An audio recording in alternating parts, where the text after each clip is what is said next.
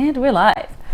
Okay, y'all. So welcome back to Esther Alexis, Body of an Extrovert. This is episode 2, Pursuing Self. And I have my good friend, Jamie St. Paul here, who I love dearly. Jamie, why don't you introduce yourself for the good people? Hey, I'm Jamie. I'm a third-year law student now. Okay, girl. Yeah. Okay, shine on that black girl magic. Tell them about it. I'm 23. I've been Okay. forgetting that lately. Girl, every be time I honest. turn a new number, I always jump back to the previous number. And it's weird because during the year of that number, I didn't know what it was. And then people are like, how old are you now? And I'm like, 22. And they're like, no, that can't be right. And I'm like, you're right. I'm 23. Me on a regular basis. I think that's just a part of adulting. Yeah. And that's actually the conversation that we're going to have today. Look at that transition, y'all. Getting better and better each day. Here we go. All right. So I've actually invited Jamie to talk about pursuing self because she is genuinely one of the most authentic people that I know. Thanks. Oh my God, you're welcome. But she is genuinely unafraid, I think, of people giving their opinions about what her life should look like and is like. I think she kind of just faces reality a step at a time, and pursues, I don't know, that just authenticity. I just don't think that you're ever fake or trying to put up a front. And I think that is something that you don't see nowadays. And so I wondered what it was like to just pursue yourself and how we could all take a page out of your book and pursue ourselves. All right. Well, So thanks for that. you're welcome. All right. So one of the things that I wanted to get started on, which is again the whole adulting thing, is I absolutely love how when we're kids, I've known Jamie my entire life, but I love how when we were kids, with literally all of our friends, everyone's in a rush to grow up. Everyone's sprinting towards the door of adulthood. We're yo, I'm getting out of here. This is prison break. I've got to go. And now it's now that you've arrived, I'm using air quotes, and again, y'all can't see them, but I'm going to keep using them anyway because this is how I talk. But now that you've kind of arrived at adulthood, at least for yourself, do you see yourself where you thought you'd be at 23? I don't think I ever fully understood what life at 23 was gonna be like, because I always knew okay, I'm gonna go to college, I'm gonna go to law school, I'm gonna be a lawyer, but I never actually visualized how that timeline was gonna look until I was already in it. Yep. So I can't even say where I thought it was gonna be at 23, because even just talking to my friends now, I don't even know what 24 or 25 is gonna look like. I know okay, next year I'm graduating, I have to take the bar. Hopefully I'll find some type of job, but I don't even know what that's gonna look like. I think it's funny that you actually say that, because I think we all sort of follow the same path. We're all in school, elementary, middle school, high school, college, vocational school, whatever you choose to do. And it's happening, but I don't think we recognize on a subconscious level that it's happening. We're doing the whole life thing. And I think that personally for myself, when I turned 23 and I came back home from getting my master's and everything, and I was all right, well, I'm gonna get a job out the wazoo. This is what people do. You know what I mean? And it didn't happen, but it also gave me time to think. I wasn't upset about it because I was also really, really tired. I got my MBA within the span of roughly a year. So I just needed a moment to sit down and sleep. But I realized as I was kind of sitting at home, this is what the plan was. I've completed this portion of the plan. I'm at this step, but what is this step? What is this? Am I doing life, or is this is gonna sound weird? I already know, but I'm or is life doing me? I'm I don't get it. I think it's this really unsettling psychosis that I had for a month, and I'm yo, I don't even know if this is making sense, but it's you're doing it. You're actually living your life. You're in school. You're doing what you're supposed to be doing, supposedly. Yeah.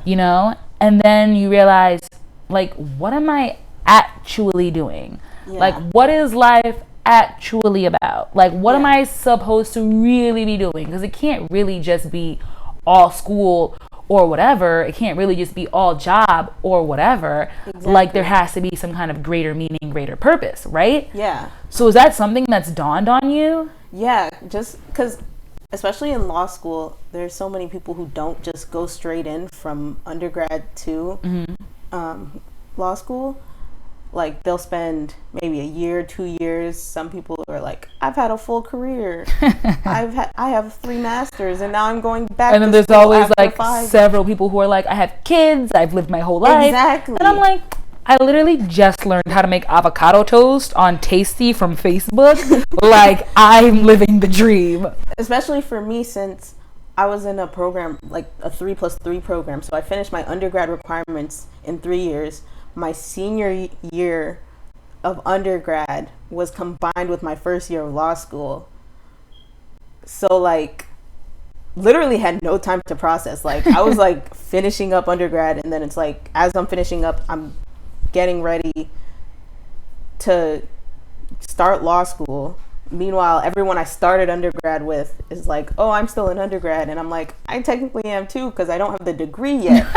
But I'm on law school mode, and law school is like serious. a whole different, it's a little bubble, especially since my school's so small. It's just, there's been no transitions, no like. But that's what I'm saying. Like, no one, I mean, like, you kind of know, but like, you know, for example, like in like a car race, which is a terrible analogy, but this is the one I've got. There's always like a lady in a bikini, and she has like a round 2, like when you make it, or like lap 2. Yeah. And it's like, you kind of like graduate from place to place, and someone's always like, you're now in middle school, Yeah. and you're now in high school, and you're now in college, and now in law school.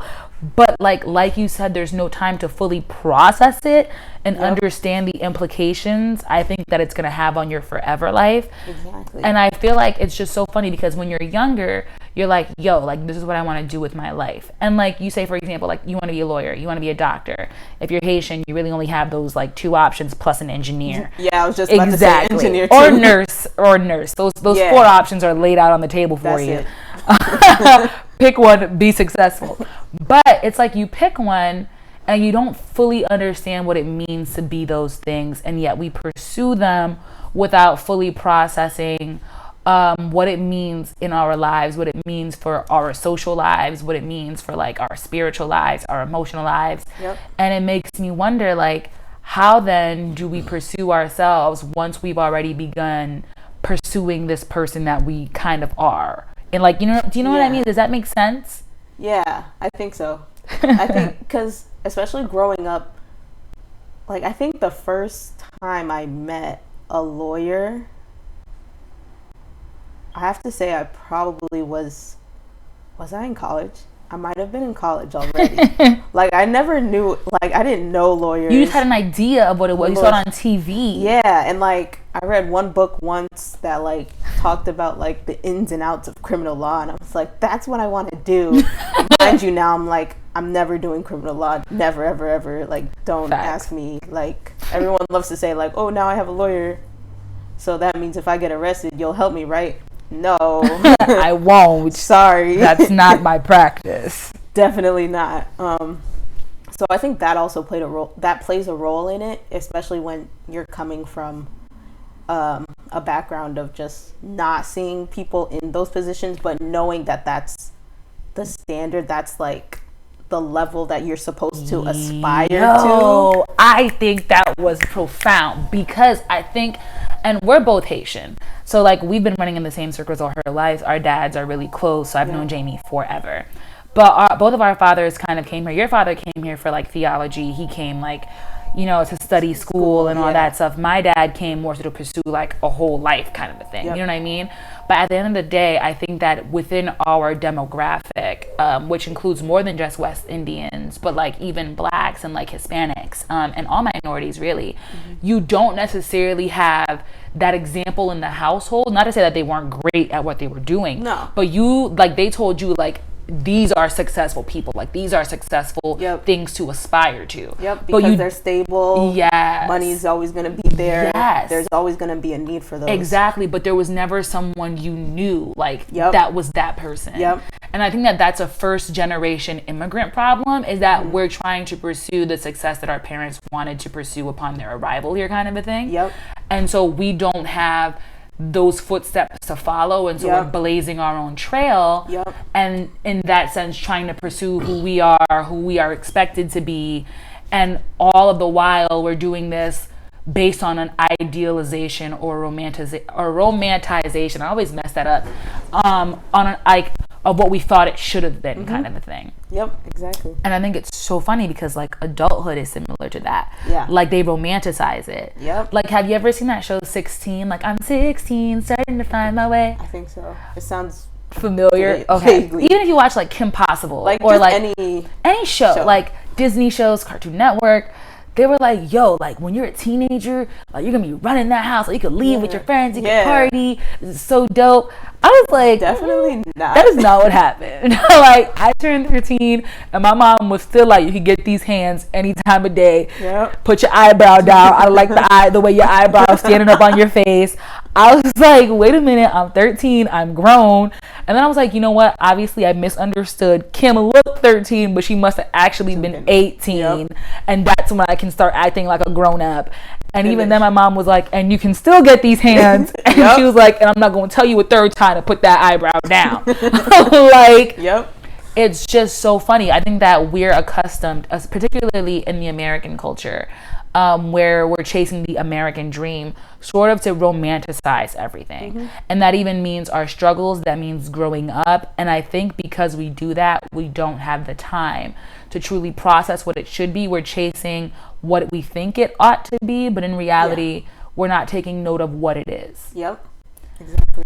And I think that that's awesome. And it's like, to realize that now, I mean, it's a little late, but I think it's awesome to kind of come to that realization at 23 and be like, okay, so like, how do I not only pursue what I'm already pursuing, which is like, you know, I've had my degrees, you're currently pursuing your degree and pursuing these professions, but how do I do that while pursuing myself? So I think just like coming from that mindset, that just allowed me to realize, okay, I'm not going to be like everyone else. I already knew that because from like 7th grade up until now, I've always been like one of the few Black people in my school environments, my work environment, like every type of environment. So like there was already that idea that, okay, I know I'm going to be different. I can try to mold myself into the way that they act. I can assimilate myself to the culture that I'm in. But in the end, like, that's honestly just exhausting. Especially coming, because I'm an introvert, like severe introvert. So like, I can't, so like socializing and things like that, just being with people, like a lot of people is already a lot. And I need to like I could never pick this up from you. Yeah, I know, right? So shocking, right? So just knowing like all this, just realizing all this about myself, like it just gets tiring. Putting on a front, putting on just like, this is what you want me to be. And I did it for years. Did it for middle school, high school, a little bit of college. Midway through college, I just got tired of it, because it's exhausting. It's just so exhausting. So then what were like the steps that you took to be like, or did you just like wake up one day and you just took off like the customer service voices everyone calls and you're just like, chuck it, man, like I'm good? Like, I had the benefit of, so for the first 2 years of undergrad, I lived on campus, but then the third year I commuted. So that definitely helped, just removing myself from the environments that not forced me to make myself act a certain way, but I allowed myself to change in order to fit into those environments. So removing yourself from those types of environments allows you to just kind of like be alone, like sit with yourself and like think about like, okay, like how do I really feel about this? How do I really feel about like doing X, Y, and Z? How do I really feel about like acting this way when I'm around this person, or acting this way when I'm around this person? And like, or like, and just taking a step back and thinking about like, okay, like, do I even like these people? Oh my gosh. But like, there's also like that reverse question, because so I've also gone, okay, so my school system experience was not exactly like yours, but me and Jamie, our families kind of lived in Bridgeport, which is sort of not the hood, I'm gonna say, but it's like the hood of Connecticut. Everybody thinks Bridgeport's the hood. Fact. But trust me, there are worse hoods to be in. Yeah. But we kind of grew up there, and then both of our families kind of moved towards the valley area of Connecticut. Not gonna say, for those of you who don't know, you never know who's really listening. Nope. But we both moved to predominantly white areas, and for me, that was a culture shock. Mm-hmm. And I think that's also part of growing up. But you know what? When I was younger, I was truly like, whoa. Like when I walked into middle school and like for the first time, it was like a whole bunch of like Caucasian kids. Literally, I was like, I've never seen so much milk in my life. I was like, because I didn't come from an environment that had a lot of people like that. Yeah. And I went to college, to a university that was also predominantly white. And it's funny because you're in these areas, like you said, these environments that you kind of like meet people or meet situations or meet customs and like beliefs even that are not like your own. And like for a moment, I think that it's natural to try to assimilate as human beings. I think that we try to adapt to our environment in order to really survive, as in like survival of the fittest. Mm-hmm. But then there's a point when you're choosing to be yourself, pursuing yourself, you're just like, I'm through. And you know what? I think it's actually funny because like when I went to Sacred Heart University in Fairfield, I like didn't even want to go, so I didn't even walk in with my customer service voice. I literally was like, y'all gonna take me how I am, because I wanted to go to an HBCU and this was not it. I was like, so, but then I felt like I actually had my guard up, if I'm being honest, because I was like, I'm not gonna like any of these kids, I have nothing to relate to them about, it's gonna be a terrible experience, all these things. And over the years, you know, people weigh you down. Like they wear you down as well. But no, in all sincerity, like I met like incredible human beings that were nothing like me, that had stories completely not like mine. Yeah. And these were kids that grew up affluent. These were kids that didn't grow up affluent. These were kids that had backgrounds not based in the West Indies, or like these were kids from all over the place. But they were just not like me. And part of me, I felt like, was resistant to liking them because they were not like me. I feel like a lot of the times in growing up, we pick up biases along the way. Oh, yeah. And we refuse to acknowledge them as such because we put ourselves on a pedestal and we're like, you know, my culture is phenomenal. My way of thinking is best. Like, I've done this, that, and the third thing, and so that makes me the most experienced in this area. And, you know, what I've suffered, no one else has ever suffered. Like, you know, and I'm like, as I went through college, I was fortunate enough to meet groups of people who didn't look like me, who were not like me, that had experiences that weren't the same, but taught me a valuable amount, not only about others, but even myself. And so I had to put down my own bias and be like, do I actually like these people? And I was like, hell yeah.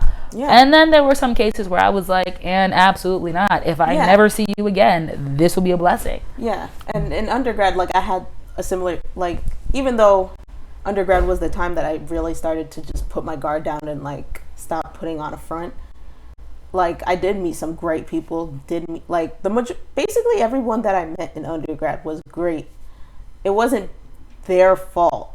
Yeah. It was on me. That's the thing too. And again, the whole pursuing self thing. Yep. I think you realize, like, when you're in these environments, it's no one's fault for the way that you behave. Yeah. It's no one's fault. Like when we, for example, A lot of people, like a lot of my friends, are going back to school. And mind you, these are kids with like their bachelor's degrees and whatever. And they're like, I'm going back to school because I'm not passionate about what I went to school for the first time. And I'm so upset because, you know, like my parents forced me to do it or whatever it was, or I felt influenced, or I wanted to graduate on time, so I took this degree and I did it. But I'm like, it's not our fault that we met someone else's expectations that were not our own. Yeah. And it's not our fault that we decided to pursue someone else's goal for us and not our own. And I'm like, that's the difference. And I think that we need to start being more responsible and accountable and saying, this is my life, whether or not my mom, and y'all, we're Haitian. Like, I don't think you've ever had, okay, I'm not going to say y'all have never had parents like ours, because some of y'all very well have. But I'm telling you, there is no one more, what's the word? Persuasive in air quotes. That's the exact word I was thinking. Literally there is no one more persuasive than Haitian parents, if y'all know what I mean. They have very unique methods of getting to you mentally, physically, emotionally, to have you succumb really to their wants and needs. But I had to like realize, even like myself, I was like, yo, like if my life is the way that it is, it's not because my parents did this to me. Like I had an opportunity to choose what I wanted for myself, to essentially choose me, you know what I mean? But I didn't. So in order to appease someone else, I chose for them. I did it to please them. But there needs to be like a level of accountability, I think, when you reach this stage in your life where it's like, okay, like I didn't put myself first in this particular position, but moving forward I will. And so really, I guess the question, like the ultimate question, is how do you actively pursue yourself in every choice, and how do you do that without seeming selfish or inconsiderate or just really just insane, because you're kind of like raised in this environment as well. If you think for yourself, you're a terrible human being. Like that's not the norm. So like what is the answer to that? I mean, it's not gonna happen overnight. I will say that it's definitely a lot of, I think the biggest thing that has helped me is just learning how to say no, learning when to say no, and like making sure you know why you're saying no. Ooh, I like that. So like, ironically for me, even though we talked about how like Haitian parents are always like, you're either gonna be a lawyer, a doctor, or an engineer. My parents, well, not my parents, mostly my mom, but like actually a lot of my family members, now that I think about it, they didn't actually think that I was gonna be a lawyer. Like they're like, oh, you're too quiet, or oh, you're too this, so, and you're gonna do law, like or not in like a bad way, but just in a like, they're a surprise kind of way, like they didn't like see that coming from you. Exactly, the way that you perceive lawyers, it's, you gotta be assertive, you gotta be very forceful and outgoing, and I'm not a lot of those things. So they basically wouldn't have chosen that path for me, I think. So that definitely helped in me not having that expectation already. But like once they realized that I was actually serious about it, like actually going through with the whole law school thing, that's when I noticed, oh, so you're gonna do this kind of law. Oh, so you're gonna do this kind of law. Oh, so you're gonna start making money, right? Oh, so you're gonna start doing this. And I'm like, oh, but what do I actually want to do with this? What am I actually going to do with this degree after I graduate? I think that's the thing as well. I think that a lot of, college graduates come to that realization. And I'm not going to say it's too late, because it's never too late. I think that we often have the opinion that after we're graduated that the story is done, but it's not. No. And it's like you realize I have the degree. Now, theoretically, I essentially know what I could do with this degree. I like, take for example, one of my degrees is an accounting degree.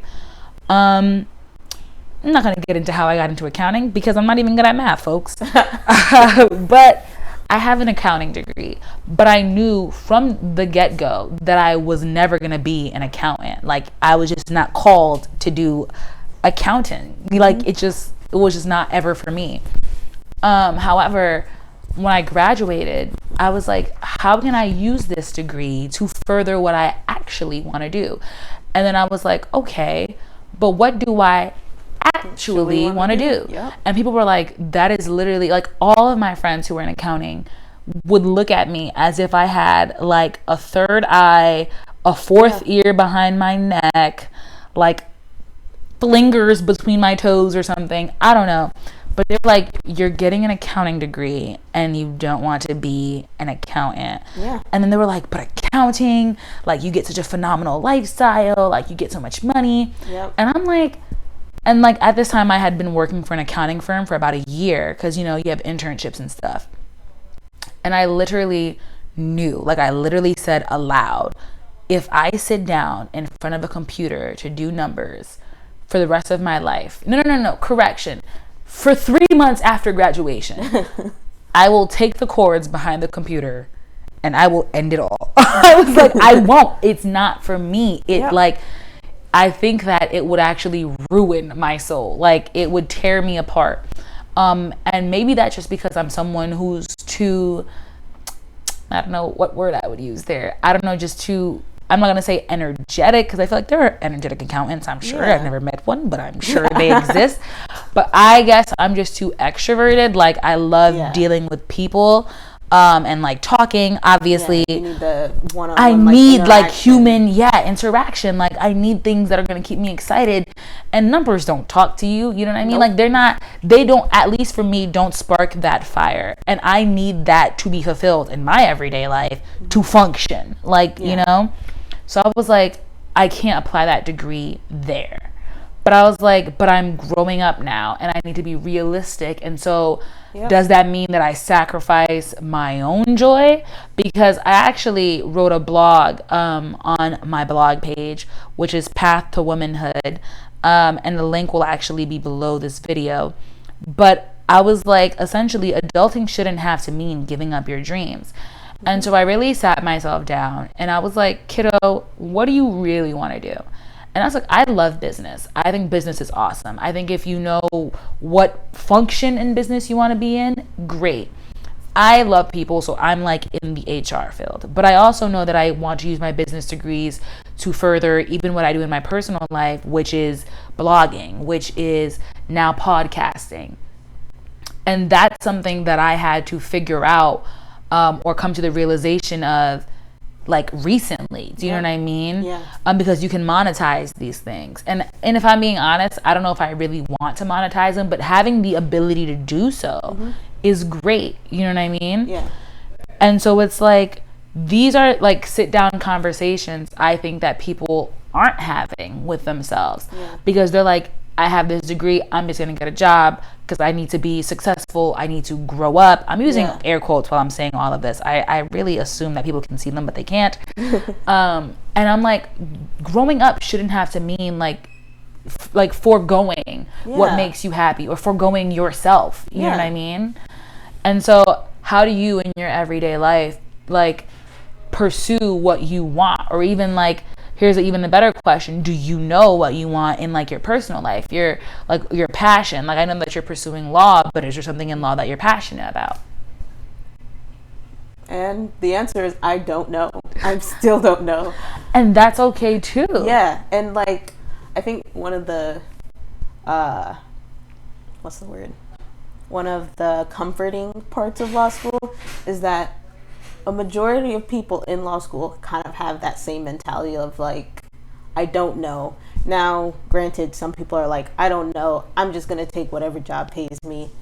Or I don't know, I'm just going to do, like, I don't even know what I'm going to do. I'm just going to sit on my hands and see what happens. Some people are like, I know maybe this area, but to be honest, like, it's just common to not know what you want to do. Can I actually like take a moment to interrupt you and give you like a snap applause?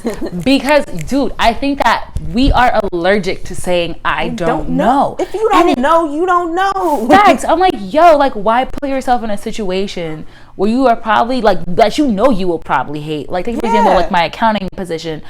I'm not even kidding you. Since I've been back, and even as I was graduating, so many job offers were offered to me for accounting.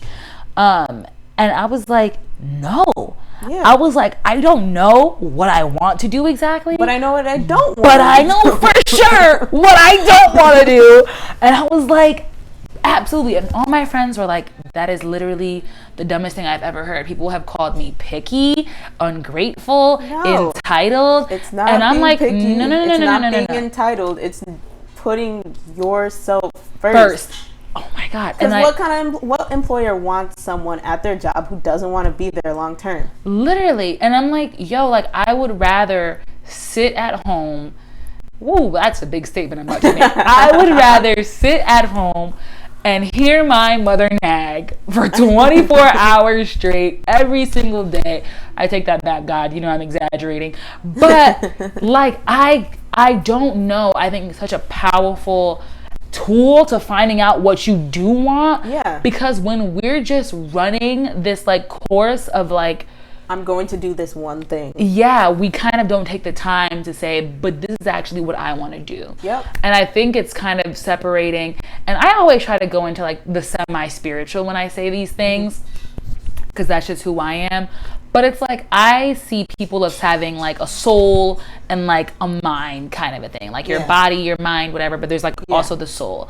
And I feel as though we don't allow our soul, which is our truest self, to grow when we refuse to say the words I don't know. Because we're forcing ourselves to be to conform even to what we don't want to be or to what we are not, because we're afraid to ask ourselves the deepest question, which is, what is this? What am I? What do I want to do? Those essential questions. Yeah. And I think that's why it's so hard to pursue who you really are, because we are afraid of who we really are, because that's when the work really begins. Exactly. It takes nothing at all. No offense. It does take things. I'm going to say this statement, but I know like people get, touchy. But I think it takes absolutely nothing at all to do what we've always done, or to do what is expected of us, because it's in our wheelhouse of capacity. Yeah, you're comfortable in it. Yes, but I think it takes extraordinary strength and courage to do what we have not done, and to sit down and face our greatest fear and our greatest foe, which is truly ourself, and say, this is who I am, or I'm ready to find out who I am. I'm willing to go on this journey to discover what I want to do. And if that means bouncing around for a little bit, within reason, y'all. Yeah, don't get reckless. Yeah, don't descend into like homelessness. No. But I think it takes such amazing, just I'm just gonna say it, balls. Like, to be like, yo, I'm gonna pursue what I want to pursue. And I wish that people more often chose themselves. Yeah. And there's actually this quote, y'all know I love me some quotes. I actually wrote it on a sticky at work, straight up. All right, so there's this quote from this author, and his name is Steven Pressfield. And he said that the more important an activity is to your soul's evolution, the more resistance you'll feel to it. Right? Yes. So like, we refuse to ask ourselves these questions because we refuse essentially to grow our souls, because we're afraid of what that will mean for what our current picture is. Like, we're so comfortable in the painting that we're in. If we go inside of ourselves and ask ourselves these, what's that word? Existential questions. Yes, thank you, lawyer. If we ask ourselves these questions, it will essentially ruin the photo that we are in, the painting that we are in, and so we refuse to ask it. But if you are truly in the pursuit of yourself, in the pursuit of your happiness, in the pursuit of authenticity, then there is nothing left to do than to ask those questions. And kind of going back to like the spiritual, because you were talking about like the body and soul, just thinking about like we grew up in church, so like we know God always has a plan. So if you really believe that God has a plan for your life and you believe that he's taking you somewhere by saying like, okay, I'm going to do this thing. So like, for me, I'm going to do law, but I'm only going to do this specific kind of law because I think this is where I'll be able to find a job and I'll be able to make money and I'll be able to pay off my loans and I'll be able to do everything I have that I want to do. Not that I have to do, that I want to do. But that's limiting God's plan because he might be like, okay, maybe I want you to do that for a little bit, but I also want you to do this, or I want you to use your education for this. So like you're limiting yourself, you're limiting God, you're limiting his ability to be able to work out everything that's supposed to actually happen and that should happen. Because sometimes the things we want isn't the stuff that we actually need. Hey now. Because I want a nice paying job. I see the annual salaries of first year associates at huge law firms and they look really nice. It's like, ooh, that number, wow. That's a really high number. I've never seen that many. I never seen it on my bank account for sure. Definitely not. I've seen it on my loan balance. Facts. I'm like, let's flip these around. But, okay, I want the money, but doing that, I would have to give up my time because firms like that require you to bill like an obscene amount of hours. You have to work like 40-hour weeks, sometimes weekends, all the time. Like I said before, I'm an introvert. It would require me to go to a lot of outside of work events and then having to go to work the day after early in the morning to work another like 10 to 12 hours after the like a 3 to 4 hour networking event the night before. It would just mean doing work that I didn't want to do because most of the time, well, from what I've heard, those positions you have to go through a lot of like just paperwork and no thanks. Like I don't want to do that for days and days on end just because you have to work your way up. It requires a lot of butt kissing, like because you want to move up to be my partner, like. And just knowing all of that, I knew that was not going to be the path that was going to work for me. Now, there are plenty of people who need to do that. We need those people, especially of the colored variety. We need y'all in those spaces, like not going to... We need y'all a little bit of everywhere. Yeah, we need you everywhere. That's the thing.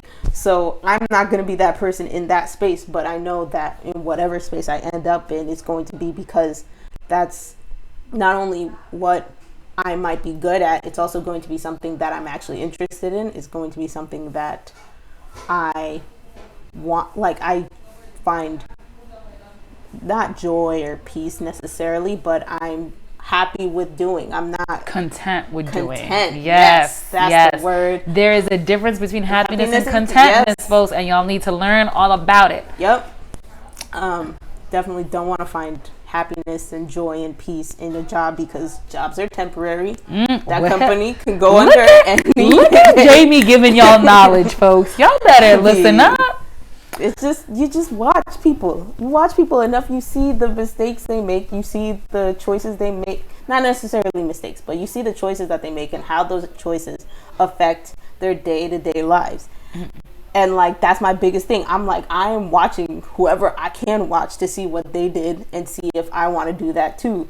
And try to do the same for like the people who are coming up behind me. Cause like, I agree. I think that's awesome. I think that like we need people to like look at, I don't know if I want to say look up to, but at least to see, because I often think that a really huge problem that we have is that people don't learn from the lessons of others. Like we feel the need to fall into the pit even though someone told us there was a pit there. And I'm like, dude, if I can avoid the pit, I'm going to avoid the pit. Like, why go through all that? Exactly. For no reason. But that's my thing. And I think more than anything, I think that people have seen, unfortunately, dream chasers, if you will, fall into pits. Because I think that a lot of times we don't base our dreams in reality. And that's a problem as well. So don't think that when I'm saying pursuing yourself or pursuing happiness, that I'm saying that you shouldn't essentially base it in reality and make a plan and pursue it and do it logically and within reason. Yeah. You know what I mean?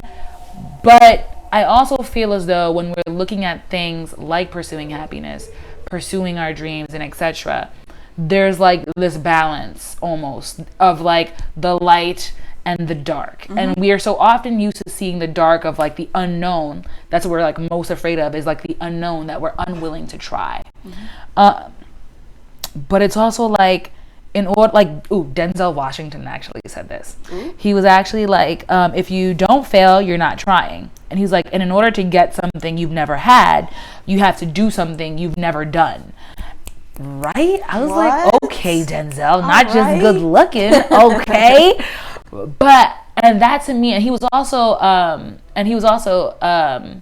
one of the people that discussed like the yin and the yang, if you will, of like pursuing your dreams. And there's always going to be that darkness, and there's always going to be naysayers, and there's always going to be examples as to why you shouldn't. Yeah. But there's also going to be your passion that is burning underneath. And if you are someone like myself, even, like, it kills you if you're not doing it. It almost feels like you're dying a little every day you're not doing it. Yeah. It's almost like your calling, your ministry if you go to church. You know what I'm saying?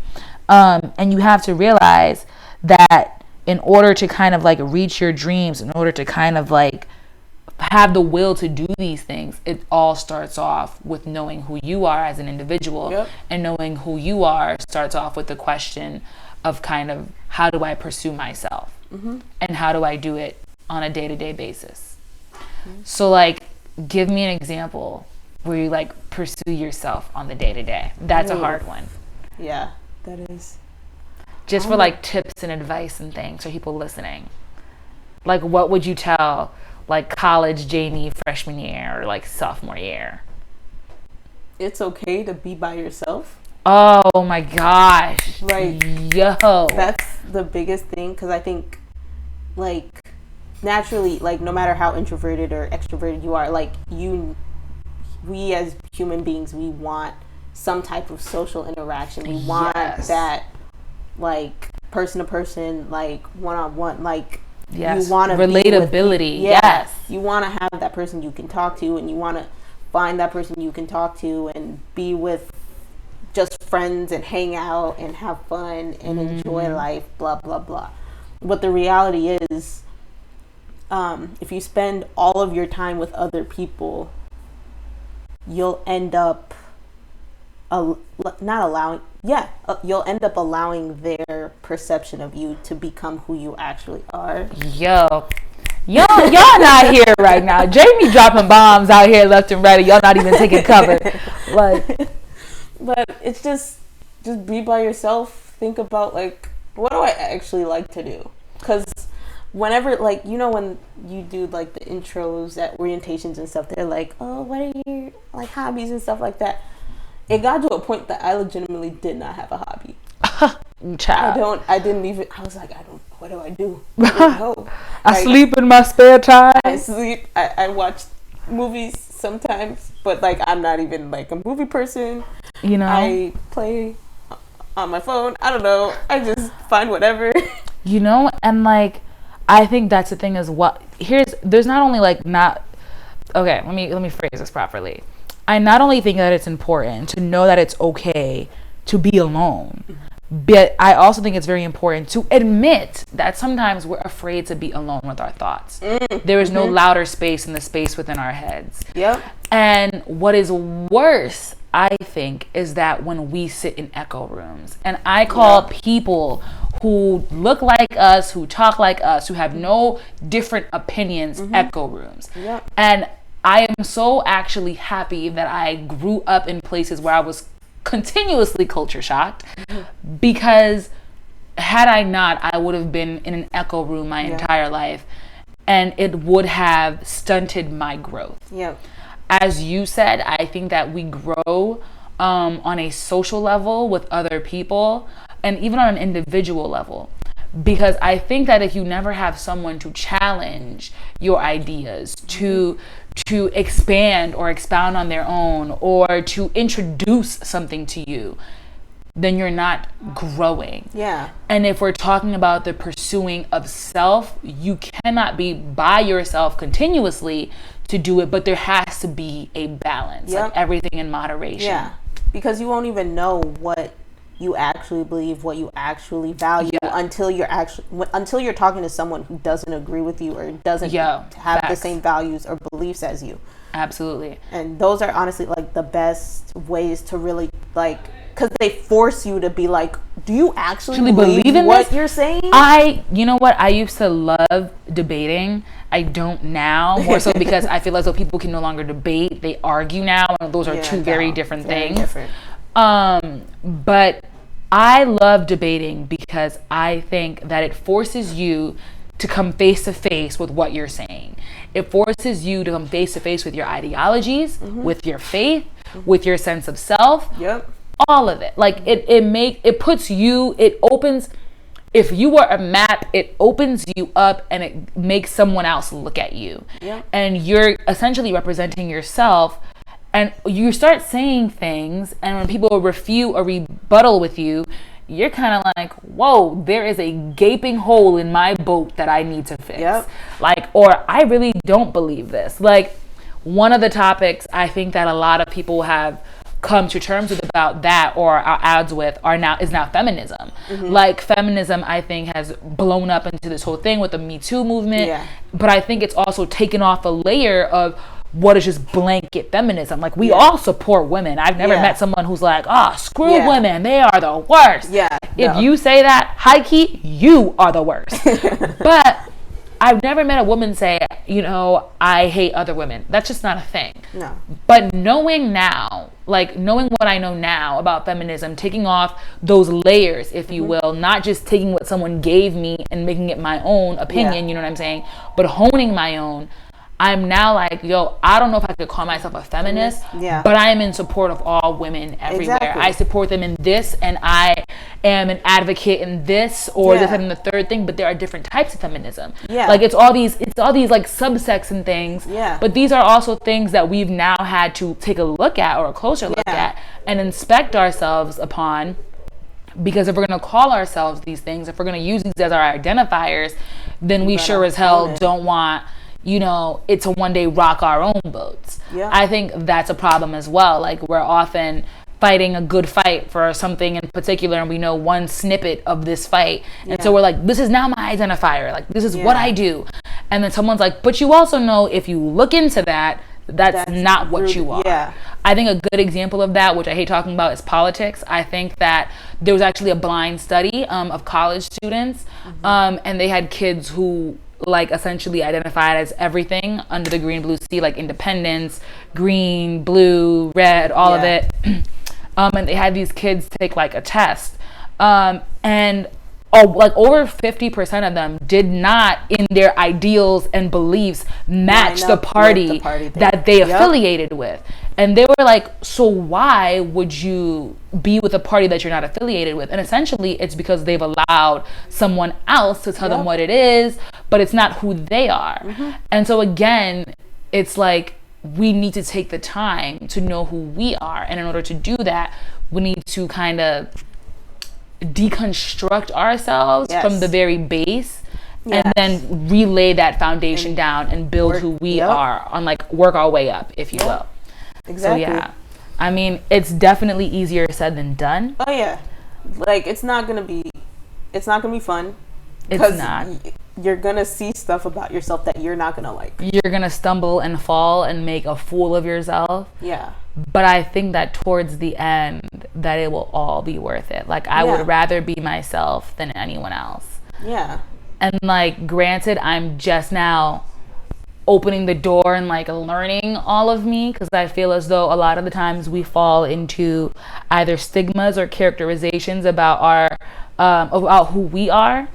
And so I think that learning to pull away from the perspective that people have of us and trying to draw our own perspective, it takes a lot of time.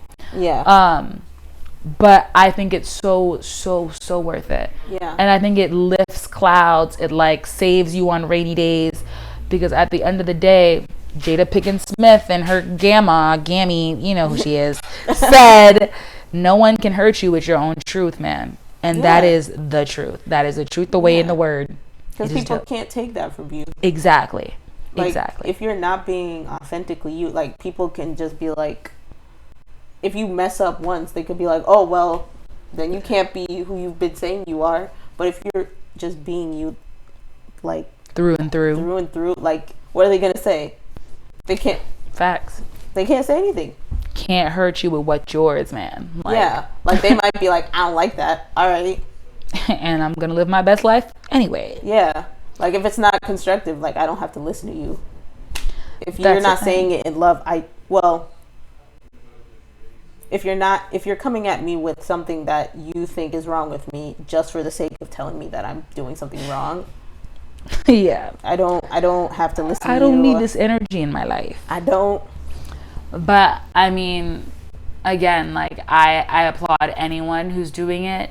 I think that it is so much easier said than done. But I don't know a more rewarding way to live. Because I truly feel as though when we decide to pursue ourselves, we also start pursuing life.